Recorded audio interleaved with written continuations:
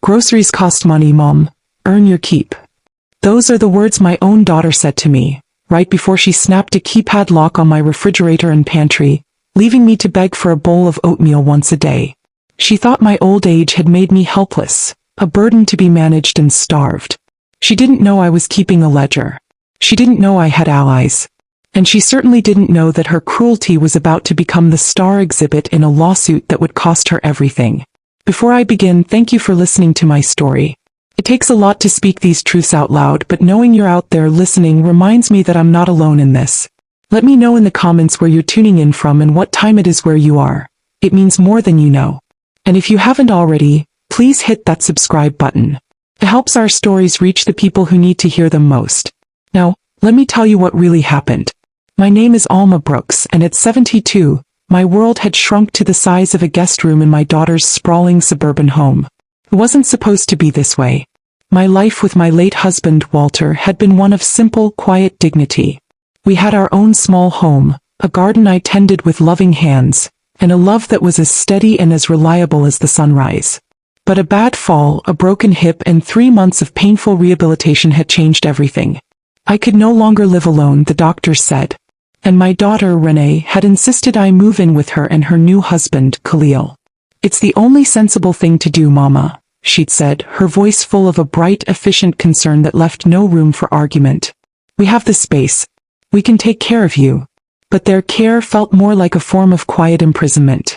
The house was beautiful, yes, but it was cold, impersonal, a museum of their success. Renee was a nursing supervisor at the city hospital, a woman whose compassion seemed to be a professional uniform she took off the moment she came home. Her husband, Khalil, a man who worked in finance and spoke of yields and liabilities, looked at me as if I were a poor-performing asset on his personal balance sheet. My presence was a disruption to their perfect child-free life. My walker scraped their pristine hardwood floors. My modest pension, which I offered to contribute, barely covered the cost of my complex heart and asthma medications, a fact Khalil would remind me of during his monthly review of the household bills.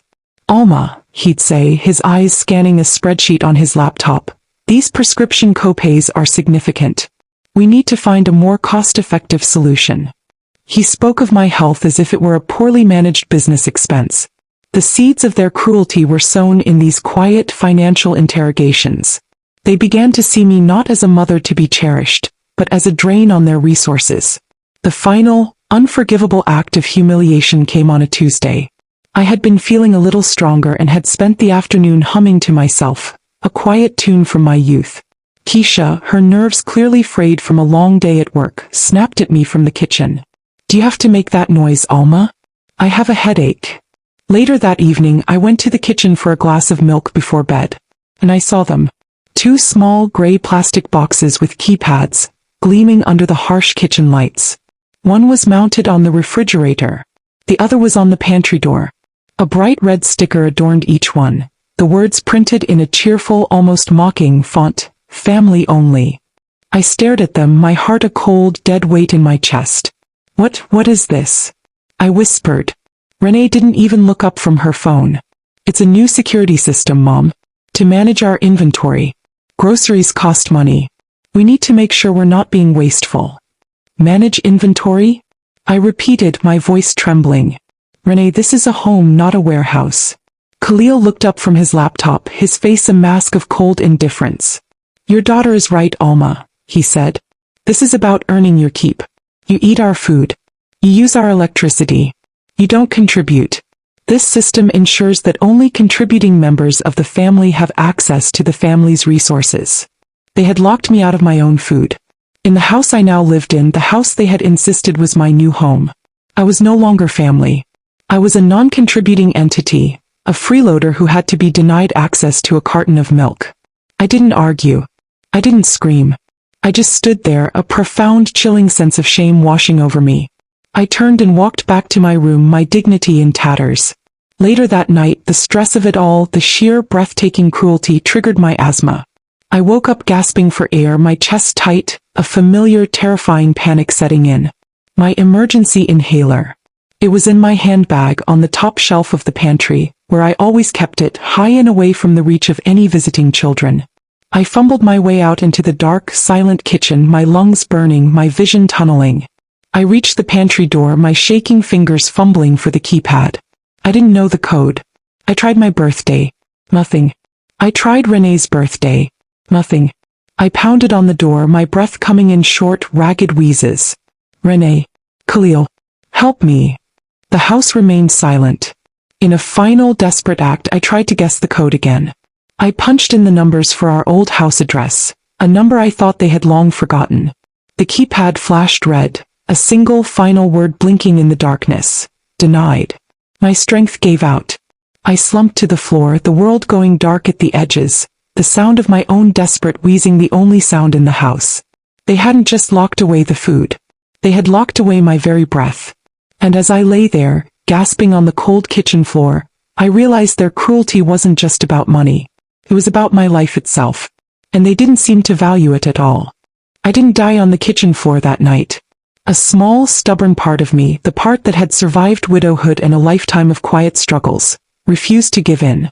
I managed to crawl back to my room, my breath coming in shallow, ragged gasps, and find an old, almost empty rescue inhaler in the bottom of my travel case.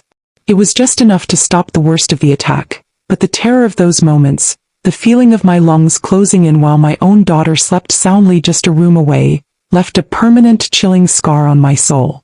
The next morning, Renee found me pale and weak in my bed. "Goodness, Mama," she said, her voice holding not concern but a note of annoyance. "You look terrible.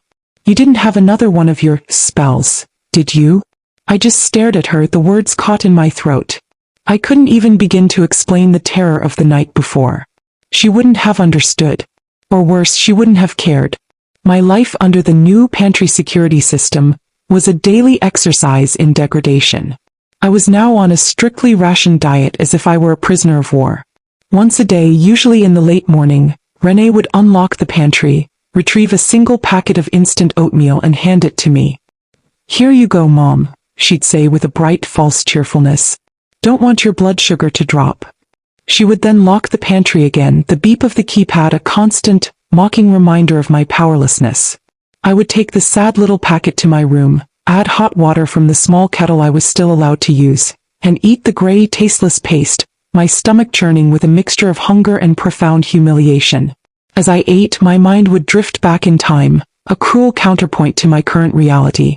I remembered Renee as a young nursing student, her own finances a constant, desperate struggle. I remembered standing over a washtub in our small backyard, my hands raw from the harsh lye soap, hand-washing her stiff, white nursing school uniforms because we couldn't afford the laundromat. The smell of bleach and the ache in my back had been the scent and feel of my love, of my sacrifice to ensure her future. She had hugged me then, her face buried in my shoulder, whispering, "Thank you, Mama. I'll make you proud.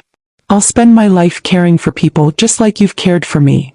Now that same daughter, a successful nursing supervisor, was rationing instant oatmeal to the mother whose sacrifice had made her career possible. The hunger was a constant, gnawing presence. But the humiliation was worse. I felt myself growing weaker, my world shrinking even further. The discovery that deepened my humiliation into a cold, hard fury came by accident. Renee and Khalil had gone out for the evening to a fancy charity gala, leaving me alone in the house. A delivery driver had rung the doorbell holding a large, insulated box. "Delivery for Renee Jones," he'd said. It was a gourmet meal kit, the kind I'd seen advertised, with pre-portioned ingredients for 2 extravagant meals: pan-seared scallops with saffron risotto and filet mignon with truffle butter. "There must be a mistake," I had started to say, but then I saw the receipt taped to the top of the box. "Paid in full." And the payment method listed was a debit card. My debit card, the one I had given Renee access to years ago for emergencies only. I took the box, my hands trembling. She was not just starving me, she was using my own money to buy herself gourmet meals while I ate oatmeal. The sheer, breathtaking hypocrisy of it stole my breath. She, the one who had screamed at me for not contributing, was secretly, systematically stealing from me. I didn't know what to do. I felt a wave of helpless rage wash over me. I hid the receipt, my only proof, in my Bible. When Renee returned later that night, flushed with champagne and self-importance, I confronted her. My voice was quiet, but it shook with a fury I couldn't control. Renee, I said, a delivery came for you. A meal kit. It was charged to my debit card. She froze, her smile faltering for a split second before her face hardened into a mask of pure, ugly defiance. What were you doing going through my mail, mother? She hissed, her voice a low, venomous thing. Stop snooping. You are a freeloader in this house, and you have no right to question how I manage our finances. You should be grateful we let you stay here at all. She snatched the box from the counter and stormed off to her room, leaving me standing there, shaking, my heart shattered into a million pieces. A freeloader. A snooping freeloader. She had taken her crime and, with a breathtaking act of gaslighting, had turned it into my sin. But her cruelty, her final vicious insult, had done something she hadn't anticipated. It had burned away the last of my fear, the last of my shame. I was no longer a heartbroken mother. I was a victim of a crime, and I was about to start acting like one. The next morning, just as I was steeling myself to make the call to my old lawyer, the doorbell rang. It was a man in a crisp suit, holding a legal envelope. But he wasn't for Renee. He was for me. Alma Brooks, he asked. Yes, I said, my voice a whisper. He handed me the envelope. I opened it with trembling hands. It was a formal notice from my own bank. I read the first line and the world tilted on its axis. Dear Mrs. Brooks, it read, this letter is to inform you that, as per the durable power of attorney document filed on October 12th, your daughter Renee Jones has been granted co-signing authority on your primary pension account. A power of attorney I had never signed. Forgery. It wasn't just my debit card. He was after everything. The legal notice in my hand felt like both a death sentence and a declaration of war. A forged power of attorney. My daughter Renee hadn't just been stealing my pocket money for her gourmet meals. She had given herself the keys to my entire financial kingdom, to the pension my late husband Walter and I had so carefully built. The sheer, cold-blooded audacity of it was a chilling revelation. This wasn't just about disrespect anymore. This was a calculated, criminal heist of my life savings. But the fear that should have paralyzed me was instead crowded out by a strange, cold clarity. They had pushed me too far. Their greed had made them sloppy. And they had just handed me the one thing I needed most: undeniable, documented proof of a felony. I did not confront Renee. I did not wave the letter in her face. That would have been a foolish, emotional move. She would have denied it, claimed I had forgotten signing it, used it as further proof of my senility. No. I faked compliance.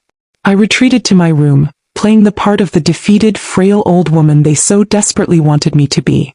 I ate my rationed oatmeal without complaint. I stayed out of their way. I became a ghost in my own home, a silent, watchful presence they quickly began to ignore. And every night after they had gone to bed, after the house was filled with the quiet hum of their self-satisfied sleep, I would get to work. My small, spiral notebook, the one the nurse had given me, became my weapon. I began my quiet audit. I journaled every detail of my daily humiliation. The time my oatmeal was delivered. The condescending words Renee used. The number of times Khalil ignored my polite good morning. I documented every single thing I could remember about the forged POA, the gourmet meal kits, the locked pantry. I was building a case, a narrative of abuse so detailed, so specific, it would be impossible to dismiss. But I knew my own notes were not enough. I needed an ally. A powerful one. My thoughts turned to Sister Joy Washington, an old, dear friend from my church. Joy and I had sung in the gospel choir together for 30 years.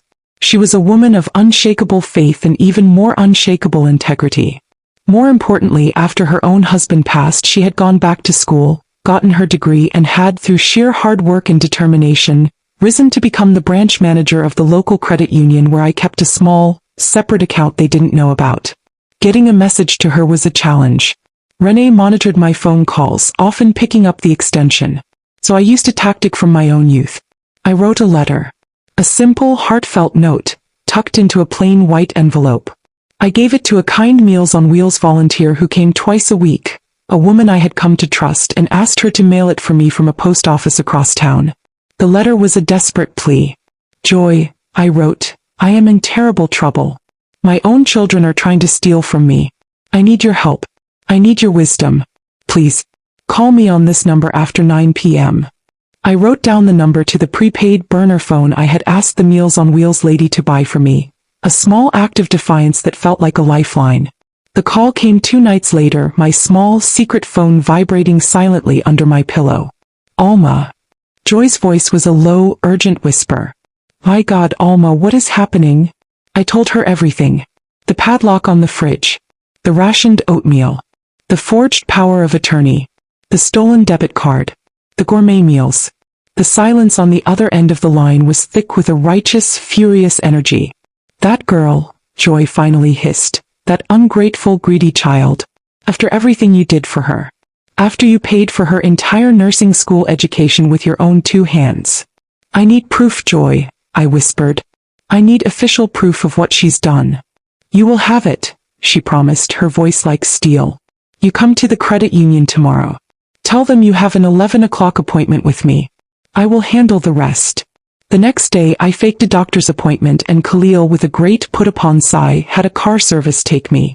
I had them drop me off a block away from the credit union and walked the rest of the way, my heart pounding with a mixture of fear and a thrilling sense of rebellion. Joy met me in her private office, her face a mask of loving concern and cold fury. She pulled up my accounts, her own and the ones Renee had linked herself to. And there was the forged POA document scanned into their system. And the transaction history. A sickening river of my money flowing out, a steady drain of my life savings. Over the past 6 months, since she had apparently filed the fraudulent document, Renee had siphoned over $18,000. She's a thief, Alma, Joy said, her voice shaking with rage. A common, heartless thief. She looked at me, her eyes sharp. You need a real lawyer. Not just any lawyer. You need a fighter. You need Maya Clark. She's the best consumer protection attorney in the city. She eats people like your daughter for breakfast. Joy made the call right then and there. She explained the situation to Maya Clark, her voice a low, urgent murmur. An appointment was made for the following week. As I left the credit union that day, a folder full of damning official bank records tucked safely in my handbag, I felt a new sense of power. I had my proof. I had my allies. But my children's cruelty, I was to learn, knew no bounds. That evening, as I was in my room listening to my small radio, my one small comfort, the power to the outlet suddenly cut out. The music died, plunging my room into silence. I fumbled for the light switch. Nothing. The outlet was dead. I heard Renee's voice from the hallway, dripping with a false, saccharine sweetness. Oh dear Mom. Looks like the wiring in your room finally gave out. Such an old house. I guess you'll have to do without your little radio for a while. She had done it on purpose. She had cut the power to my room, my last small connection to the outside world, my last small source of joy. It was a petty, vicious act of control. I sat there in the dark, the silence of my room now a menacing thing. Maya Clark's words from my brief phone call with her echoed in my mind. She had listened to my story, then had asked one simple, chilling question. So, Alma, she had said, are you ready to go nuclear? In the dark, in the silence, I smiled. Oh yes, I whispered to myself. Yes, I am. The week leading up to my first meeting with Maya Clark was a masterclass in faked compliance. I was the perfect, docile and slightly confused old woman. I ate my rationed oatmeal without complaint. I didn't mention the dead electrical outlet in my room. I was biding my time, my heart a cold, patient drum, counting down the hours until I could unleash my own quiet storm. Maya Clark was a force of nature. A woman in her early 40s with sharp, intelligent eyes and a mind that moved like lightning. She listened to my story, reviewed my documents, my journal, the bank records from Joy, the photos I'd secretly taken of the padlocked fridge, and her expression turned from professional interest to a kind of joyful, righteous fury. Alma, she said, a dangerous grin on her face, this is not just a case. This is a masterpiece. The sheer, unmitigated gall of your daughter and her husband, it's breathtaking. And they have made so many mistakes. Our first move was to file an emergency injunction with the court, a legal firebomb designed to blow up their entire world. The injunction sought to immediately freeze all of their joint bank accounts and credit cards, citing evidence of ongoing elder financial abuse and fraudulent activity. We attached the forged power of attorney and the records of Renee siphoning my funds as our primary exhibits. The injunction was granted by a judge the very next day. The effect was immediate and catastrophic.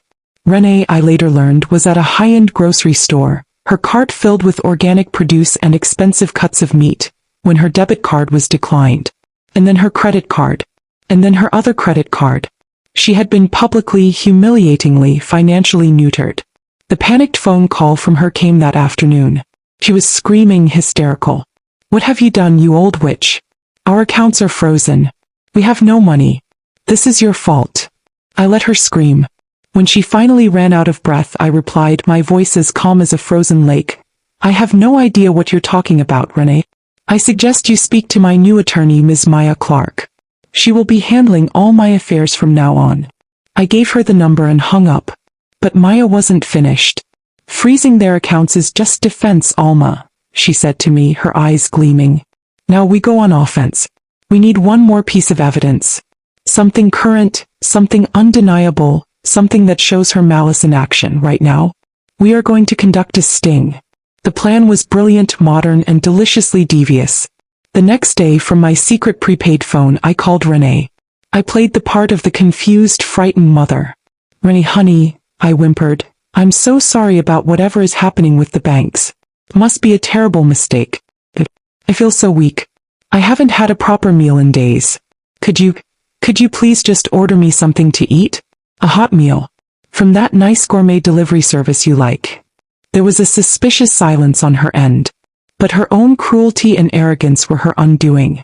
The thought of me, weak and begging for food, was too satisfying for her to resist. "Oh, all right, mother," she sighed, her voice full of a martyred annoyance.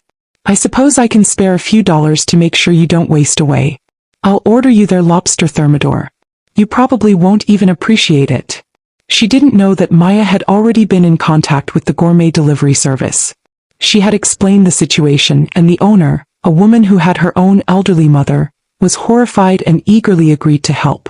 The delivery driver who arrived at Renee's house an hour later was wearing a discreet body camera. The video footage was a work of art. It captured Renee in her expensive silk robe, accepting the lavish prepaid lobster dinner at her front door. "Yes, this is for the old woman," she said to the driver with a roll of her eyes. "My mother-in-law. A complete and utter burden. But what can you do?" We played that video in the courtroom during the preliminary hearing for the injunction. The judge, a stern-faced woman who looked like she had seen it all, watched the footage, her expression hardening into a mask of pure, undisguised disgust. She looked at Renee, who had gone ashen, and at Khalil, whose smug smirk had finally, blessedly vanished. The judge's ruling was swift and brutal. She not only upheld the injunction freezing their assets, but she ordered immediate restitution of the $18,000 Renee had siphoned from my accounts, plus punitive damages for emotional distress. She called their behavior a shocking and reprehensible case of financial elder abuse. But the final, most satisfying act of our courtroom drama came as we were leaving. A sheriff's deputy was waiting in the hallway. He walked directly up to Khalil and Renee. In his hand was a bright orange notice. "Are you the owners of a silver Lexus SUV license plate?" he began. Khalil nodded, confused. The sheriff, with a grim satisfaction, slapped the notice onto Khalil's briefcase. "This vehicle has been seized by order of the court to satisfy the initial judgment in favor of Mrs. Alma Brooks," he announced, his voice booming through the quiet courthouse hallway. "It will be impounded pending auction." I watched as Renee let out a small, strangled scream. Her husband's prized luxury SUV, the ultimate symbol of their fraudulent success, was being taken from them. And outside on the courthouse steps, a local news crew tipped off by Maya's office was already filming as a tow truck prepared to haul their shiny status symbol away. The neighbors, the whole city, were about to see the true price of their cruelty. The public humiliation of having their luxury SUV seized on the courthouse steps was just the beginning of Renee and Khalil's downfall. The local news story, complete with the damning photo of their car being towed away under the headline, "Local Couple Accused of Elder Financial Abuse," went viral in our community. The careful, respectable image they had spent years cultivating was shattered overnight. I, on the other hand, became a quiet local hero, a symbol of resilience for every person who had ever felt underestimated or devalued. My lawyer, Maya Clark, handled the seizure and subsequent auction of the SUV with a ruthless efficiency. The car, which they had barely finished paying for, sold for a staggering $42,000. After Maya's legal fees were deducted, the remaining sum, nearly double the $18,000 Renee had stolen from me, was deposited into my new private bank account. The money was not a source of joy for me, not in itself. It was a tool. A tool for justice and a tool for a new kind of revenge, one that would be as public and as virtuous as their own actions had been private and vile. I went to my old friend Pastor Lionel Keyes at New Hope Baptist. I told him my full story, my voice steady, my purpose clear. He listened, his kind face a storm of emotions, shock, sadness, and a deep, righteous anger. "Alma," he said when I had finished, "what you have endured, it is a testament to your strength and your faith. What do you need from us? From your church family?" "I don't need anything for myself, Pastor," I said. "I have more than enough. But I want to use this money, this settlement from their cruelty, to ensure no other elder in our community ever has to feel the humiliation of begging for a meal in their own home." And so, with his help and the church's blessing, the Brooks Food Dignity Fund was born. It was a simple, powerful idea. Using the funds from the auction of their car, we established a foundation that would provide weekly grocery stipends, discreet debit cards, to low-income and homebound seniors in our community, allowing them to buy their own food with dignity and choice. No more rationed oatmeal. No more begging for a hot meal. The community's response was overwhelming. The story of the fund and its origins spread quickly. Donations poured in. Volunteers offered to deliver groceries. I, who had been made to feel so small and so powerless, was now at the head of a thriving, beloved community project. For Renee and Khalil, the consequences were devastating. Renee, a nursing supervisor, was suspended from her job at the hospital pending an internal investigation into the elder abuse allegations. Her career, built on a pretense of compassionate care, was in ruins. Khalil's credit was destroyed, his reputation shattered. They were forced to sell their oversized house in the suburbs and move into a small, cramped rental apartment on the other side of town. They had lost their home, their car, their social standing, their careers. They had lost everything they valued. The culmination of my quiet victory came a few months later, at the first official luncheon for the recipients of the Brooks Food Dignity Fund. The church fellowship hall was filled with over 100 seniors from our community, their faces alight with joy and gratitude. We had a beautiful catered meal, roast chicken, sweet potatoes, fresh green beans, a feast of dignity and respect. I stood at the podium not as a victim but as a founder, a leader, a woman who had transformed her own pain into a source of strength for others. I looked out at the sea of faces and my heart was full. As I was finishing my speech, I saw a movement at the back of the hall near the entrance. It was Renee. She stood there, a shadow in the doorway, her expensive clothes replaced by a simple worn-out coat, her face thin, pale, and haunted. Broken. She didn't try to enter. She just stood there, watching as the community she had once looked down upon celebrated the mother she had tried to destroy. She watched as I, her freeloader mother, was being honored for feeding the hungry, for providing the very dignity she had tried to strip from me. She was on the outside looking in, a beggar at the feast of my new life. The humiliation was absolute, silent, and entirely of her own making. My revenge wasn't just in her ruin. It was in my own beautiful, powerful, and compassionate resurrection. The sight of Renee at the back of the fellowship hall, a ghost at the feast of my new life, was the final, quiet confirmation of my victory. I finished my address to the seniors, my voice clear and strong, my words a testament to the resilience of the human spirit. No elder, I concluded, my gaze sweeping across the room and landing for a fleeting moment on my daughter, should ever have to beg to eat in their own house. Dignity is not a luxury, it is a right. The applause was warm, genuine, and sustained.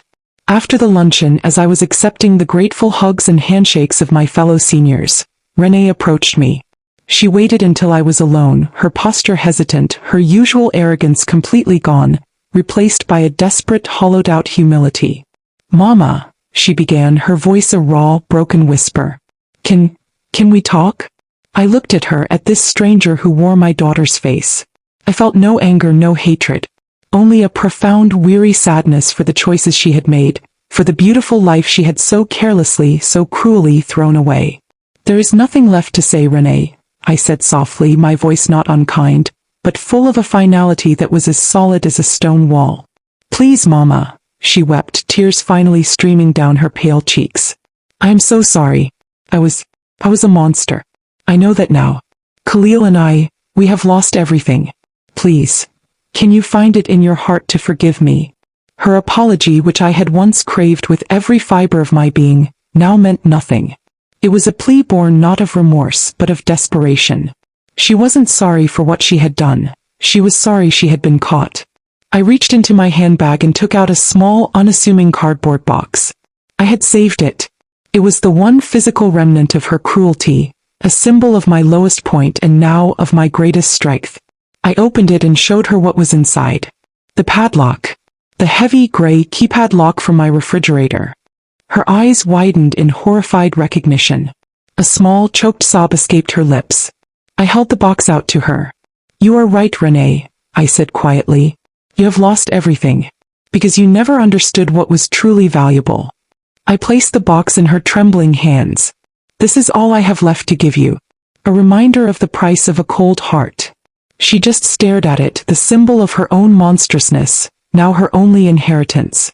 Without another word, I turned and walked away, leaving her alone with her shame and her regret. My own new life was just beginning. I used the interest from the lawsuit's punitive damages to move into a lovely, bright and cozy condominium in a quiet senior community. I had my peace, I had my friends, and I had my purpose. The Brooks Food Dignity Fund became my life's work, a thriving testament to the power of community and compassion. Every week, volunteers from the church would deliver groceries to my door, not as charity, but as a contribution to the fund's pantry, their way of supporting my mission. My own pantry was always full, my heart was always grateful. I no longer thought of myself as a victim, as a survivor. I was a founder, a leader, a woman who had taken the ugliest parts of her life and had transformed them into a source of nourishment for others. As I end my story, I want to thank you all for listening, for sharing in my truth. In the comments below, I would be so honored if you would share your own stories of overcoming betrayal, of finding strength in the darkest of places. Tell me where you're watching from. Let me know I'm not alone in this journey. My children are gone from my life, a necessary amputation to save my own soul. But I am not without family. I have my church, my friends, my community. And I have the quiet, profound satisfaction